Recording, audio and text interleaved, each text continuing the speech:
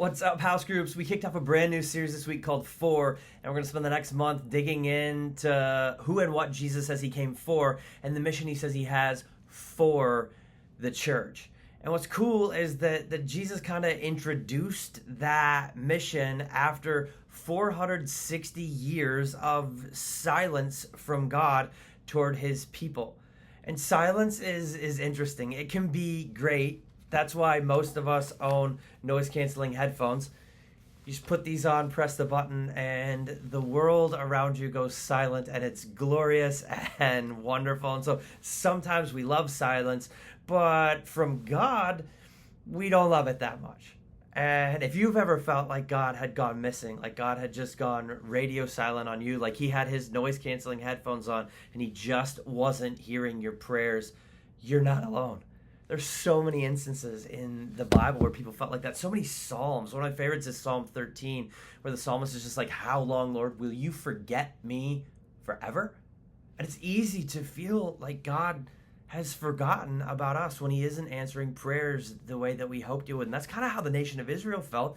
And then Jesus burst onto the scene in Luke 4, and he unrolled this scroll of Isaiah 61 and said, the Spirit of the Lord is on me because he's anointed me to preach good news to the poor. He sent me to proclaim freedom for the prisoners and recovery of sight for the blind, to set the oppressed free and proclaim the year of the Lord's favor.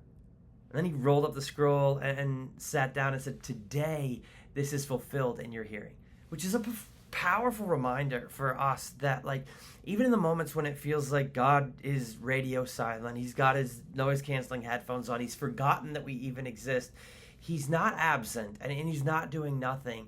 When it feels like God's silent, he's setting the stage. He's working to set things up so that he can do great things in and through our lives. And all of us have moments where we felt like God was silent, and then we realized what he'd been doing all along. And that's what happened with the entire nation of Israel when Jesus showed up, and he's like, hey, I'm here to set the oppressed free. I'm here to declare good news to the poor.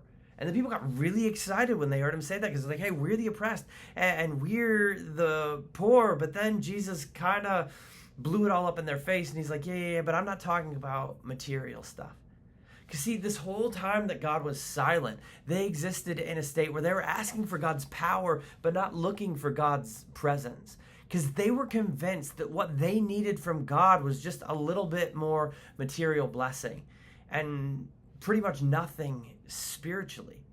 And Jesus was like, no, you've got it entirely reversed. The needs you can see aren't really the needs that get to the heart of the human problem. Humanity's greatest issue, as the great theologian Paul Tillich once said, is that we are existentially estranged from God, from one another, and from our potential.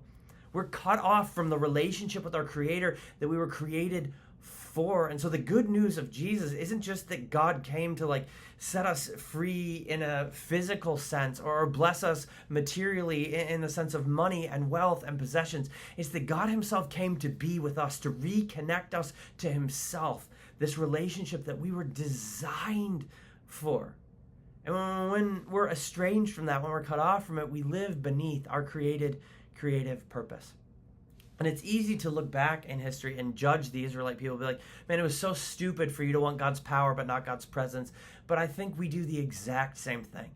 Like, if we're honest, so often in our crazy busy world with our crazy busy schedules, what we want from God is for him to mow down the obstacles in front of us, give us the blessings and the stuff we think we need and the stuff we know we want, and then kind of get out of our way. But when we do that, just like the Israelites who tried to kill Jesus for pointing out that their need was spiritual, not material, when we do that, we miss out on the entire point of our existence, which is connection with our Creator. And we miss out on the story he's trying to write in and through our lives. And we miss out on the ability to live fully alive. You guys, it's easy, in our world especially, to want God's power but not God's presence. But I want to remind you, we are made for God's presence. And it's in his presence that we find the hope, joy, life, meaning, and purpose we were made for. And so my challenge this week on Sunday was simple. I'm going to repeat it today.